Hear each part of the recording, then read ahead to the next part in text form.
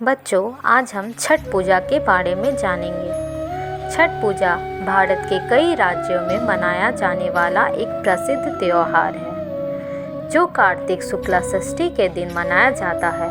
छठ पूजा मुख्य तौर से सूर्य देव की उपासना का पर्व है। इस दौरान व्रती 36 घंटों का व्रत रखती है। पुराणों के अनुसार छठ पूजा की शुरुआत रामायण के दौरान हुई थी। रावण का वध कर जब प्रभु श्री राम और माँ सीता वनवास से अयोध्या लौटे, तब उन्होंने इस उपवास का पालन किया था। ऐसा भी मानते हैं कि कर्ण, जो सूर्य देव के पुत्र हैं, वह सूर्य भगवान के परम भक्त थे और पानी में घंटों खड़े रहकर अर्घ्य देते थे। पांडवों के स्वस्थ एवं दीर्घायु के लिए द्रौपदी भी सूर्य देव की उपासना करती थी। कहते हैं कि उनकी इसी श्रद्धा के कारण पांडवों को अपना राज फिर से मिला था। इस पर्व से जुड़ी एक और पौराणिक कथा प्रचलित है, राजा प्रियव्रत और रानी मालिनी की। राजा प्रियव्रत और रानी मालिनी निसंतान थे, जिस कारण वह बहुत दुखी थे। तब महर्षि कश्यप ने उन्हें पुत्र कामेष्टि यज्ञ करने की सलाह दी।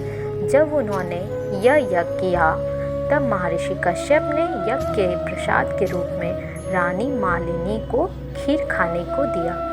कुछ समय पश्चात ही राजा और रानी को पुत्र प्राप्ति हुई, लेकिन उनकी किस्मत इतनी खराब थी कि वह बच्चा मृत अवस्था में पैदा हुआ।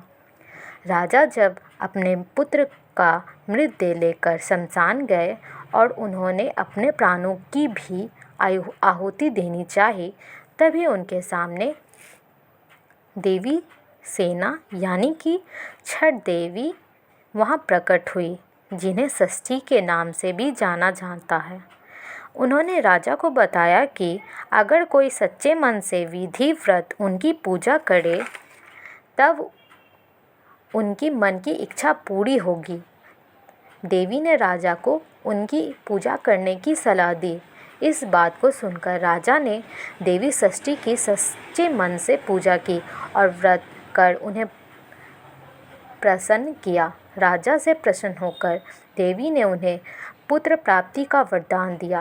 कहते हैं जिस दिन राजा ने पूजा की थी, वह कार्तिक शुक्ला षष्ठी का दिन था और उस दिन से लेकर आज तक यह प्रथा पूजा चलती आ रही है। आज भी लोग इस व्रत को संतान प्राप्ति और अपने घर वालों की सुख शांति एवं दीर्घायु के लिए करते हैं।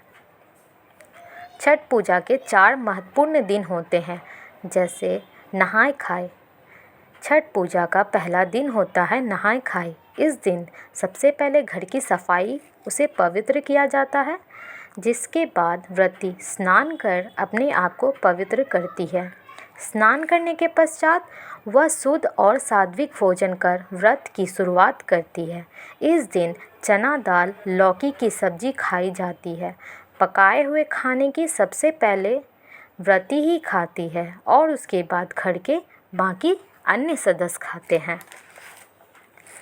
छठ पूजा का दूसरा दिन होता है खरना। इस दिन व्रत करने वाली व्रती पूरे दिन का उपवास रखती हैं, जिससे वह पूरे दिन न खाती है और न कुछ पी सकते हैं।